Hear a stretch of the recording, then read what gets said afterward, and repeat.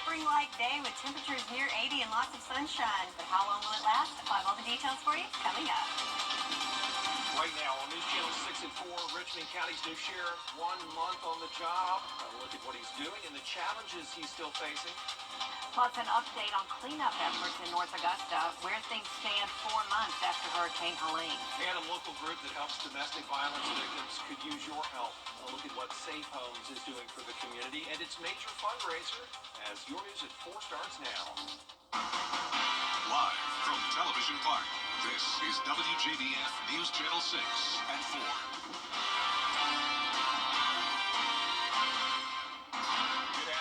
I'm Brad Means. And I'm Jenny Montgomery. Thanks so much for joining us. Coverage you can count on begins with a battle against crime in Richmond County. Sheriff Eugene Brantley is new to the job, but is already cracking down on violent crimes with numbers to prove it. News Channel 6's Ellison Hubbard has more. Last month, Richmond County Sheriff's Office made 67 arrests, seized 57 firearms, seized $16,238 in currency, and addressed 38 drug cases. And the community has recognized their work. I walk in and my secretary hands me letters from different community partners and people who have shown thanks in letters for some of the things that the officers are doing that they probably didn't see previously. So I think we're heading in the right direction. Even with these numbers, they still face challenges. So by cutting that many positions, you're going to lack some help. We've cut 100 positions in a county that's still continue to grow.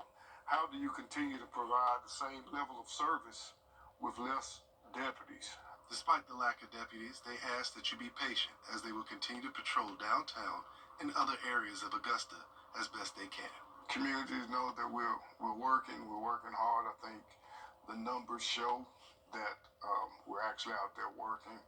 And to be patient, it's not an overnight thing, something we can fix. But I think maybe 6 to 7 months down the road, we should actually start to see more officers out on the street than they actually see now.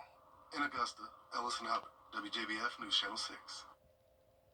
The Columbia Judicial Circuit District Attorney has been called to military service. Bobby Christine is a Major General in the U.S. Army National Guard. Starting this Saturday, he'll be heading to Washington, D.C. for temporary duty. Christine will still consult with the DA's office while he's gone. Happening now, the owner and a member of the Historic Preservation Commission are meeting with Augusta city leaders to talk about the former First Baptist Church building. That's on Green Street. It's not in good shape. Last month, the Historic Preservation Commission ordered repairs, but the owners would rather get clearance to demolish it. We're trying to clean up Augusta, and that's not the only building. There's building on Broad Street, there's houses in the community. Let's do something, but if we can preserve it, I'm with it. But if he said there's no way he can keep it, I side with the owner because it is his building. We're going to let you know if a decision is made right here on News Channel 6 at 5. It's time now for a first look at our weather with meteorologist Sherry Sheely. And Sherry, those temperatures continue to go up. It's mighty nice out there. So a terrific Tuesday, if you will, as it has been beautiful with lots of sunshine, as we can see on our Terry Lambert Hyundai Skyview Cam. In Swainsboro, bright skies there with sunshine. A little bit of a breeze, as we can see from the stars and stripes. Looking at those current winds, it has calmed down a bit, as we were seeing winds closer to that 10 to 15 mile per hour mark earlier today. But now in Swainsboro, down to 3 miles, and here in Augusta at 6 miles per hour. So calming down a bit as we go later into the afternoon. But check out these temperatures. We have hit the 80 mark here in Augusta, Waynesboro, and Millen, and even higher at 81 in McCormick and Barnwell. So quite toasty temperatures and well above average for this time of year, as average is 61. But this is not breaking any kind of records, even though the average first 80-degree day we see is normally February 22nd. So a little above, time frame of that, but still not the earliest by any means. So just a fun fact that we're a little ahead of schedule with those 80-degree temperatures. So looking for the next couple of hours, we will see temperatures start to fall into those upper 70s by 5 o'clock. And then tonight we will see an increase of clouds as we go through the night, but temperatures will stay pretty mild with that cloud cover. So I'll have all the details on what you can expect for not only your forecast tonight, but also some changes coming your way for Wednesday, all coming up in your full forecast. Back to you. Thank you so much, Sherry. North Augusta city leaders are giving another update tonight on progress with Hurricane Helene cleanup. Graham Lee has the latest. More than 4 months after the hurricane, North Augusta is continuing their efforts to get everything cleaned up. We are largely complete with second pass through north of I-20. That also includes just south of I-20, there are rushing waters, and that we are currently working a small neighborhood south of Walnut Lane, close to Route 25. It's circled in blue. And we should have that done in the next couple of days. 2 months ago, data from the city administrator showed 22 of the 24 miles of city roads were cleared in the first pass. Now work crews are making the second pass, and they've nearly reached the halfway mark. The contract crews did a second pass fully on Savannah Barony. Savannah Barony, just in that one small neighborhood, has 6 dumps that have to be removed by large equipment. So those are marked and ready for pickup when the contractors come back through. The next priority is to get boom trucks to city streets in and around the Belvedere area. The roads that you see listed here in green have already had a first pass, and we'll go ahead and give them a second pass, and then those will be collected at the Belvedere interim site, and then SDR will service that site, move that back to their either Buena Vista or Country Club site, and then we will fully close that site. With a study session next week and President's Day weekend after that, city leaders will take a hiatus. But the city administrator says he's confident that they'll soon be seeing the light at the end of the tunnel. I would certainly feel comfortable in telling you that by the time we meet again, we'll be well over halfway for our city-owned streets into February. In North Augusta, Graham Lee, WJBF, News Channel 6. And even though it's been 4 months since Hurricane Helene, a lot of nonprofits in our area are still feeling the impact that the storm left behind. Bria Smith joining us now with a look at how you can continue to help. Safe Homes of Augusta provides programs and services to men, women, and children who have experienced domestic violence. Their goal is to continue doing so, but need your help. Like many, the impacts of Hurricane Helene are still lingering. Staff at Safe Homes says that is true for them as they've had to cancel annual fundraising events due to the hurricane's impact. Leaders at Safe Homes say it's the community's help that allows them to provide the resources they do. Unfortunately, due to the hurricane, we had to cancel our largest annual fundraiser, which is Fake It to Make It. And while we will have the event in 2026, it's definitely made this year all the more important for our community to come together and support. So we've been really fortunate that we've had a lot of individuals and businesses reach out to see how they can help, how they can plug in, because everything counts.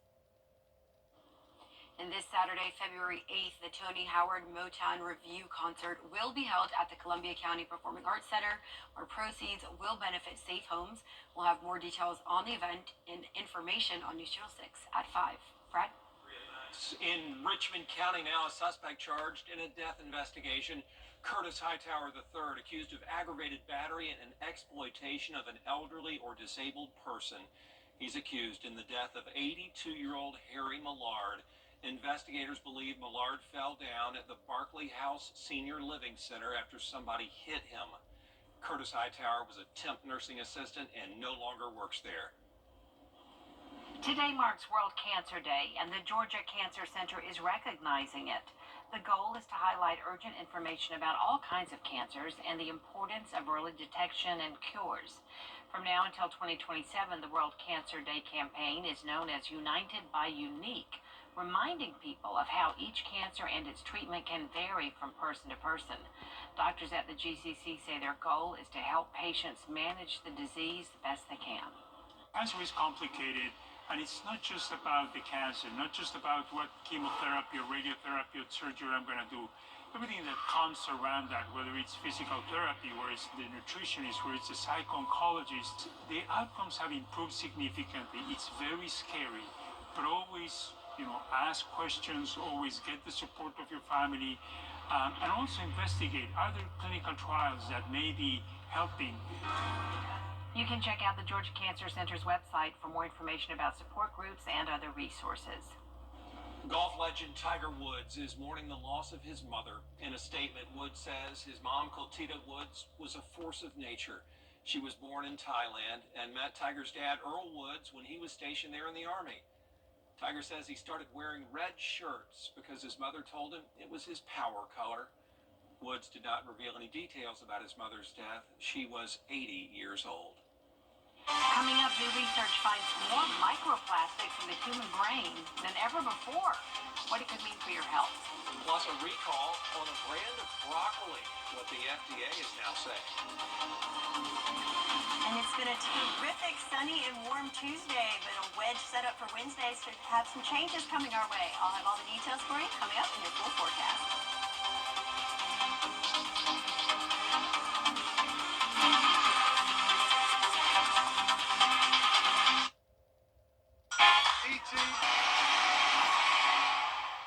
Over the years, thousands of people have gotten their hands on one. And who knows, you could be next. Win your very own Good Morning Augusta coffee mug at WJBF.com/coffee club. Sponsored by Honda Cars of Aiken. Welcome back, everyone. Researchers at the University of New Mexico found microplastics in the human brain, and the levels are even higher than previously thought. The project shows a 50% increase in plastic accumulation in our brains over the past 8 years. Scientists believe the steep increase isn't from plastic staying in our bodies over time, but from an increase in the amount of plastic in the environment.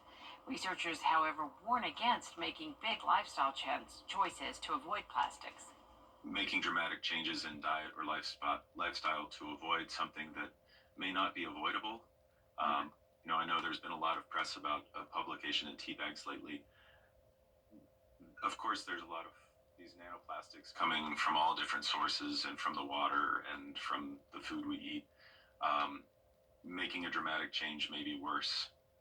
The study reveals our bodies are capable of removing plastic from our systems as long as we can limit our exposure to more contamination. Well, the FDA now says recalled broccoli florets sold at Walmart are potentially deadly.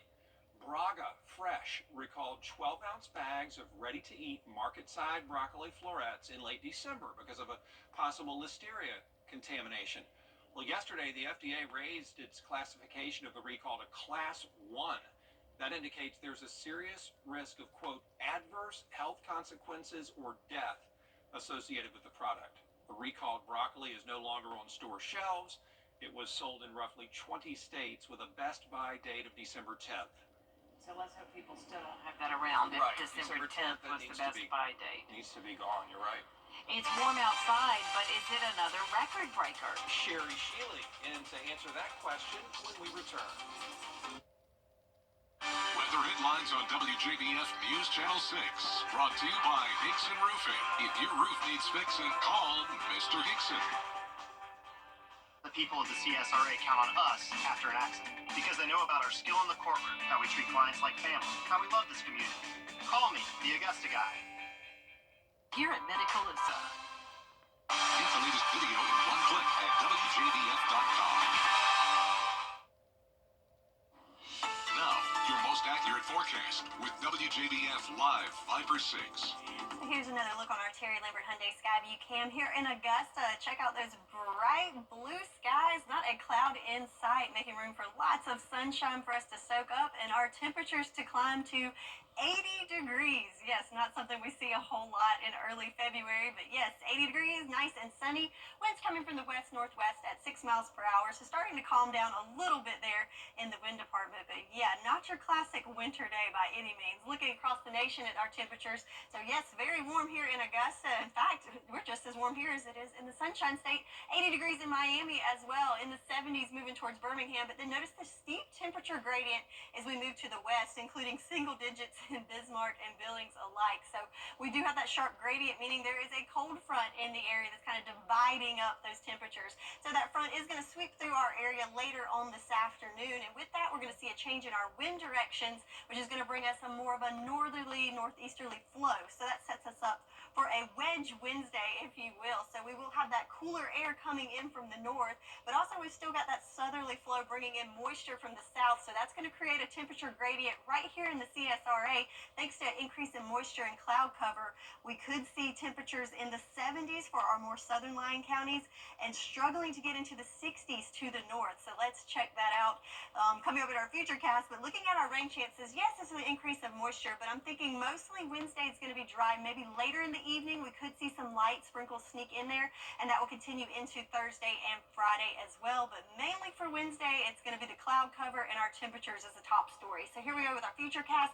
That cold front comes through. Notice those wind barbs changing direction for that more northerly flow moving in this evening. Then we'll start to see cloud cover build in the overnight hours, and with that, that will keep our temperatures on the mild side, acting like a blanket with the atmosphere as we go into Wednesday morning. Could see some patchy fog, but we will certainly see mostly cloudy conditions Wednesday morning and into the day on Wednesday. Depending on how these clouds stack up, though, that's when we could see some clearing to our south, allowing those temperatures to climb a little bit higher to our south, but that thick cloud cover remaining to the north, keeping those temperatures at bay. But again, clouds tonight, keeping temps right there in the upper 40s to lower 50s, but check out the high temperatures for tomorrow. So a pretty good gradient here, 60 degrees for our high in McCormick. Saluda not even making it to the 60s, but then to our south, a nice sunny and 70, not sunny, but just a 75-degree day in Swainsboro for us. So a little bit cooler tomorrow, still well above average, but then check it out. We are back on that warming trend for the rest of the week. So today is not the only day we'll see 80s in that 10-day coming up. So looking at that 10-day, we will see that increase in cloud cover for your Wednesday and a little bit cooler there for most of us. Our southern line counties still have a day in the 70s, but for here in Augusta, I think we'll be anywhere from the mid to upper 60s. Boy. So a little cool down, if you will. All right, thanks a lot, Sherry. Coming up, celebrating a local hero. How you can help honor him as News Channel 6 at 4 continues.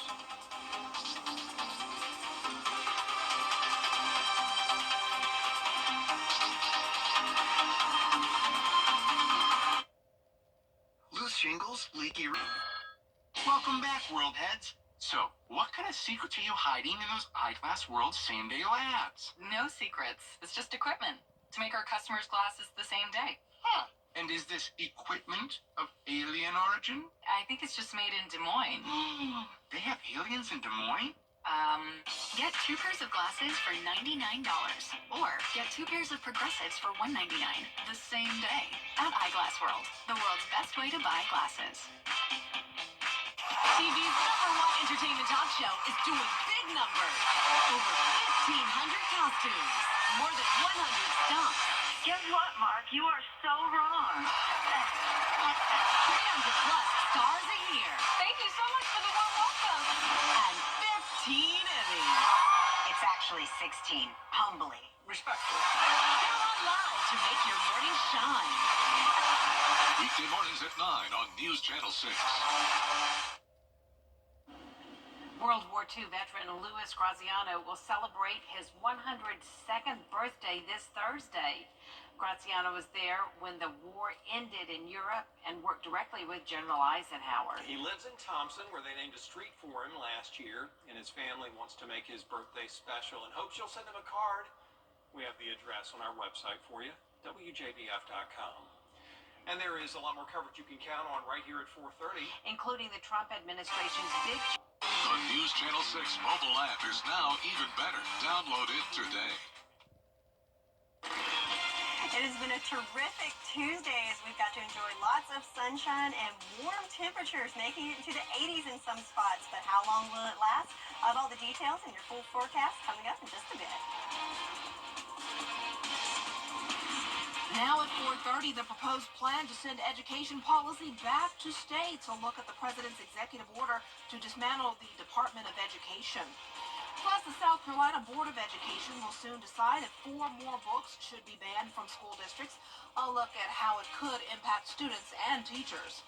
Also, the proposal from Georgia lawmakers to make child care for affordable living across the state. Your news at 4:30 starts now. Live from Television Park, this is WJBF News Channel 6 at 4:30. Good afternoon, everyone. I'm Dee Griffin. Thanks so much for joining us at 4:30. Coverage you can count on begins on Capitol Hill, where sources tell ABC News the Trump administration is Robert F. Kennedy Jr. got the okay from the Senate Finance Committee, sending the nomination to the Senate for a floor vote. Kennedy's critics have concerns about the work he's done to sow doubts about vaccine safety. As secretary who would oversee vaccine recommendations and public health campaigns. Well, time now for a first look at our weather with meteorologist Sherry Sheely, and what a picture-perfect June day.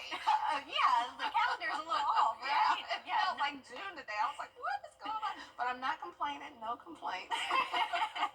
Yes, so not quite our average 4th of February day, but like you said, we'll take it. In fact, I'll take all of this. We can see here on our Terry Leverett Hyundai Skyview Cam. Beautiful blue skies there on Television Park. If the skies are clear, looks like the roads are starting to get a little congested out there, but overall looking good. Winds are starting to die down, so that's another positive. We had wind speeds up to about 15 miles per hour earlier today. Now we're looking at 6 in Augusta, 8 in Millen, and 3 in Barnwell, and nice and calm there in Allendale. But something that is on the rise is our temperatures. Check this out. 80 degrees in Waynesboro. We've now dropped to 79 in Augusta. We did hit 80, though, officially. 79 in Aiken, 81, a little bit warmer in Bamberg and Barnwell. So, yes, we're talking about how this is unusually warm. Overall, statistically, our first 80-degree day is not until the 22nd of February. So we are a little ahead of schedule, but nothing record-breaking by any means. But just a fun fact there for you for some weather facts. So afternoon stroll going through the next couple of hours, we will cool down a little bit into the mid-70s by 6 o'clock. And then when the sun goes down, we will start to see clouds increase. So it will keep our overnight temperatures a little on the mild side, only going into the 50s. So I'll have some more details on your full forecast on what you can expect for tonight. And also Wednesday, some changes coming our way. I'll have all the details coming up. Back to you, Dee. All right, thanks so much. We'll see you then. There was an uproar in Washington this week after the Trump administration moved. Lawmakers are looking at ways to lower rising child care costs. Options include funding the state's child and dependent care tax credit and child care and parent services. Lawmakers say families are in a tough spot because they have to choose between staying home, paying rent, or paying for child care. Some lawmakers suggest using the budget surplus of $12 billion and follow the lead of New Mexico to create a child care trust fund to budget for child care every year. So you have different types of levels that you could do it at. But one thing is you could increase what we call the CAPS program, Children and Parent Services, which is basically help with child care services. Right now it's funded, I think, about up to 150% of the poverty level. You can possibly make that up to 200%. That way you bring more people into that gamut to actually be able to receive child care. On Thursday, the 8th annual Strolling Thunder program will take place at the Capitol, bringing families with young children to talk to lawmakers about potential concerns for child care costs. Well, today the South Carolina Board of Education voted to remove 4 books from school libraries across the state. Caroline Yaffa tells us why this decision was made. Within the past 4 months, 11 books have been removed in K-12 classrooms across South Carolina. Only 2 people on the Board of Education voted against removing any of the 4 books discussed at Tuesday's meeting. These books on the chopping block are The Perks of Being a Wallflower by Stephen Chbosky, All Boys Aren't Blue by George M. Johnson, Flamer by Mike Corrado, and Push by Sapphire. Some say these works contain material that is inappropriate for students. In some cases, only 1 person complained about a title that will now be removed from schools. I think as we look at these, we need to be very careful because I feel that 1 person is exerting incredible influence over us. We are not making overall judgments on the value of a book, the writer, any person's walk of life and experiences that person has had. We're not trying to say that people shouldn't ever read this material. We've been given one very clear question. Does it violate the regulation? In Columbia, I'm Caroline Yaffa. One board member made it clear the books will still be available in public libraries for anyone who chooses to read them, but you still should check with your local library. Well, South Carolina's Senate has passed a private school voucher bill, as we previously reported. It's a plan to use lottery revenue to fund private school scholarships. This latest version clarifies rules for online schools and teacher training. The state Supreme Court has ruled previous voucher attempts unconstitutional, but senators believe using lottery money may help the plan survive a legal challenge. The bill will go to the House next. Coming up, we're headed to the Big Easy ahead of the big game showdown on what fans are saying about a potential three-peat for the Chiefs. And the top of our weather headlines is certainly the sunshine and the warmer temperatures today, but we've got clouds increasing for tomorrow and rain returning to the forecast. I'll have all the details for you coming up. The CSRA is full of amazing women. Women who inspire. Women who innovate. Women who lead. That's why News Channel 6 brings you Women to Watch. On the last Wednesday of each month, News Channel 6 recognizes local businesswomen who are making a positive impact in our community. Nominate someone today at WJBF.com. Sponsored by Goodwill. The CSRA is where we were born, where we live, where we work, where we're raising our families. It's our home. That's why the people of the CSRA count on us after an accident. Because they know about our skill in the courtroom, how we treat clients like family, how we love this community, and the people who proudly call it home. We're just a call or click away. Injured? When you need me, call me. I'm your Augusta guy. 706-724-7224. At Brakes for Less, you get more. Question.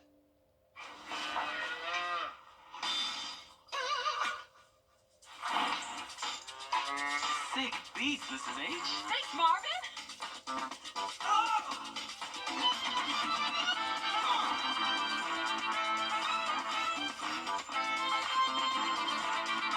When you join the Players Club, you get way more than you expect. More chances, more wins, more surprises. The Players Club. More happens here. Let's see where it takes us. Good morning, Augusta. We are now just 5 days from Super Bowl 59, where the Chiefs are aiming for a first-ever three-peat, but some fans think the team has gotten some unfair help along the way. Well, PJ Ziegler joins us now from New Orleans with the latest. Hey, PJ.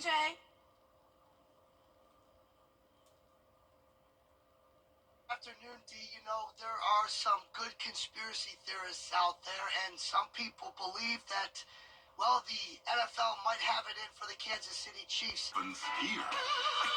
Let's see where it takes us. Good morning, Augusta. We are now just 5 days from Super Bowl 59, where the Chiefs are aiming for a first-ever three-peat, but some fans think the team has gotten some unfair help along the way. Well, PJ Ziegler joins us now from New Orleans with the latest. Hey, PJ.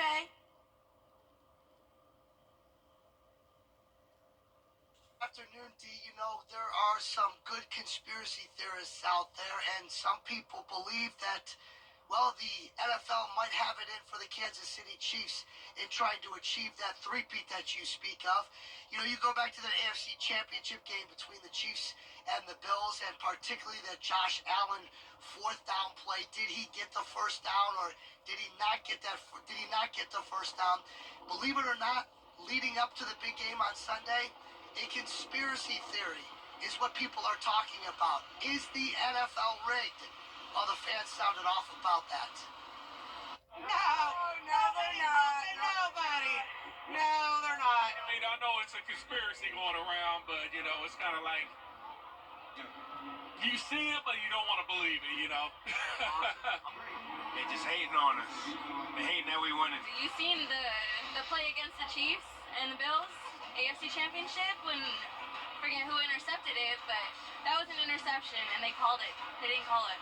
You feel like you got to beat the Chiefs and the refs come Sunday? Oh, you got to blow them out to them. We can't let them get the ball last at all. If we let them get it last, that's a wrap. There's no conspiracy. There's no ref calls. There's no NFL rig. 100% Chiefs! Three-peat, baby! Three-peat! All right, and if you think that this is not a story, well, NFL Commissioner Roger Goodell was asked about it at his news conference the other day, and he was quick to fire back on those conspiracy theorists, but then also did say that they need to work on this as a league, making sure that people don't think that the NFL is rigged or that there are those conspiracies out there. We'll see how it all plays out on Sunday with the officials, with the Chiefs and the Eagles, and as they always say, if you want to be the best, you have to beat the best. D, back to you. That's a very good point. People are always going to talk. I mean, regardless of what team it is, people are going to talk and they're going to have their conspiracies going. But what's the atmosphere like in New Orleans right now? Are both the Eagles and Chiefs fan equal amounts there right now? I know it's still 5 days away, though. Yeah, well, you could tell it's a pretty even crowd based off of yesterday's opening night here at the Superdome. A lot of Chiefs fans here, but also a lot of Eagles fans as well. And for those of you going back to that conspiracy theory, for those of you who are sick of the Chiefs always winning, there are a lot of fans here who are not fans of the Eagles or the Chiefs, but they are rooting for the Eagles this week because they have seen enough of Patrick Mahomes, Travis Kelce, and Andy Reid. Okay, PJ, I'm a Chiefs fan, so I've never seen enough. I'm always for them. Thanks so much, PJ. Well, the Bill Pickett Rodeo is a chance for black cowboys and cowgirls to show off their skills in the rodeo ring, but it was an even bigger meaning. It has that bigger meaning. The man behind the rodeo, Lou Vanson, started it as a way to dispel the misconception of a lack of black presence in the American West. Our sister station in Denver spoke to his wife about his legacy. We refer to ourselves as the greatest show on dirt. Man, it's an adrenaline rush. And they're all pumped up. It's competitive. Sometimes people ask me, why do you create or have a African American or black rodeo? Our black cowboys and cowgirls were not allowed in certain associations. I've been competing and riding for 8 years, since I was 6 years old. We have a lot of talent and not a lot of it gets to be shown. So as a production manager, my main goal is to make sure that we are putting on a show that is not only entertaining, but it is also educational. A lot of the crowd is the fashion you go, in my opinion. It is important for us to show our kids that there is history, there is a heritage there. At the end of the day, we're all friends and family. We're all going to cheer each other on. We're all going to support each other. It's a family event. 4 and 5 generations. I rodeo, my husband rodeos, my children, my grandchildren are now competing. It is our responsibility to tell our own history and tell it the way it should be told. Still today, a lot of people don't realize that black cowboys and cowgirls are real. When you see these cowboys and cowgirls perform, you will understand why we call ourselves the greatest show on dirt.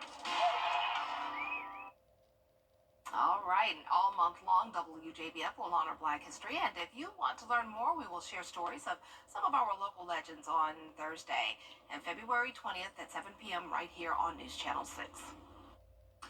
Did you know that Black History Month was originally just a week? Dr. Carter G. Woodson, known as the father of Black history, started the first Negro History Week in 1926. It grew into Black History Month starting in 1976. I'm Carlton T. Clay, and we are honoring Black history because Black history is America's history.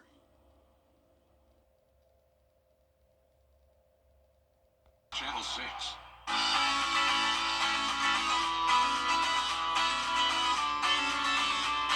Follow News Channel 6 on Instagram. Now, your most accurate forecast with WJBF Live Viper 6. All right, let's take a look at our Terry Lambert Hyundai Skyview Cam in Augusta, where we still have those beautiful blue skies. Not a whole lot of clouds you could spot. If you look hard enough, you might see one or two, but overall looking great. back at 80 degrees under those sunny skies. Winds coming from the west-northwest at 6 miles per hour, so calming down a little bit out there. But yes, my oh my, it is toasty out there. Looking across the southeast, we're in good company here. So 80 in Augusta, Jacksonville, Tallahassee, and Miami, all alike, with some warm temperatures spanning to the west as well. But if we go to our north, notice the gradient there, where it's in the 50s in Nashville, Memphis, and Little Rock. So we're hanging out there in the southeast at well above average temperatures, and that's thanks in part to high pressure that's over the Gulf that's bringing in warmer air and also that drier air that's been in place. But things are going to change as we have a cold front that's coming through over the next couple of hours or so. And we're going to see a shift in our wind directions and a change in our weather. And so we're going to call it a wedge Wednesday setup, as we're going to have some northeasterly flow giving us winds, bringing in that cooler air, but we also have the southerly flow bringing in the moisture. So what that creates is a bit of a gradient with our temperatures for tomorrow. So our northern lying counties could struggle to make it into the 60s, where our southern lying counties are going to be well into the 70s. So let's see that play out in our future cast as we can look at our rain chances increasing as we go into Wednesday. About a 30% chance. This is going to be later in the day, but we'll continue into Thursday and Friday, and can't rule out some moisture bringing us some rain chances later on in the weekend as well. So playing that out with our future cast, here we are, nice and clear for us. But notice our wind barbs kind of going crazy. They're changing directions as that cold front passes through. It is a dry front though, so as it passes, not going to see a whole lot happening at first, but then we will see the clouds start to form and really blanket the skies overnight. It's going to keep our temperatures on the mild side of things.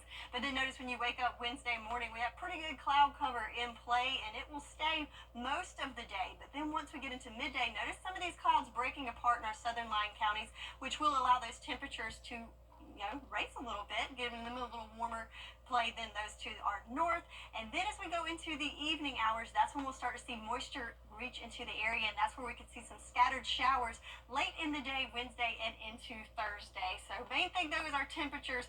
The overnight looking good, nice and mild, but tomorrow definitely cooler, still above average, but cooler than what we had today, looking at around 69 degrees for Augusta. But that's just a little dip and a little cool off for one day, but then we're back to temperatures in the upper 70s to 80s for the last part of the week, and looking much better going into next week. So that's your forecast, and we'll be right back. 3, 1, your times now.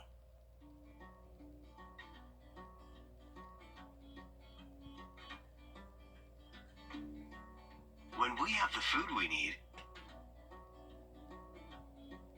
we are at our best. We push further. We rise higher. We unlock our full potential. When we are at our best, we have more to offer the world around us.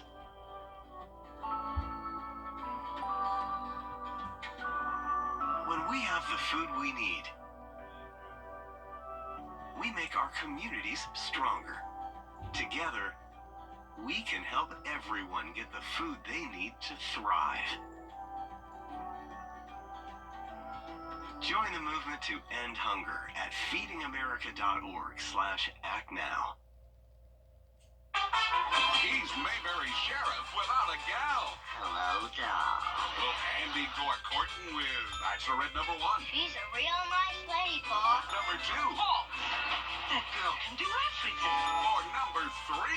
I'm getting goosebumps just thinking about it. Play along in the game of love. Just think, one of them might be the next Mrs. Andy Taylor. On the Andy Griffith Show. Weeknights starting at 8 on MeTV. WJBF 6.2. It's the Augusta Symphony's Pops. Everyone. Someone came up to me and said, "We All Americans. We're dedicated to covering stories Sunday. Mike Costello. This is beautiful. Mike Costello, I now pronounce you husband and... Excuse me. Mike Costello. You'll be whipped into the edge of your piece of... Mike Costello. Mike Costello. Oh no, you're not bothering me. At the Mike Costello Law Firm, we always answer the phone. The prom is a special night for high schoolers, a chance to create memories that will last a lifetime. But for some families, the financial burden can be overwhelming. Join News Channel 6 as we present The Giving Gown, devoted to making sure that all young women feel beautiful on prom night. Donate your gently worn prom dress, shoes, and accessories at Television Park in Augusta. The Giving Gown, proudly sponsored by Bridgestone, Aiken Regional Medical Centers, and News Channel 6. Tony Howard's MoTetraCC.com. Get clear, accurate stories that don't waste your time at WJBF.com. Need inspiration? Shop Pro, everyone. Honoring Black History. Sponsored by Horizon Motor Coach. We will have a brief cool down tomorrow. It's a wedge weather Wednesday, and that means we'll have a big variety of temperatures with highs anywhere from the upper 50s all the way into the mid 70s. I'll have more details on that and when we'll warm up again coming up. Right now on News Channel 6 at 5, helping an agency that helps so many. How they could use your support to recover from losses caused by the hurricane. As your News at 5 starts now. Live from Television Park, this is WJBF News Channel 6 at 5.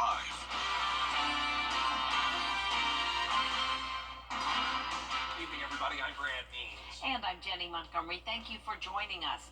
Coverage you can count on begins with the South Carolina Board of Education voting to remove 4 books from school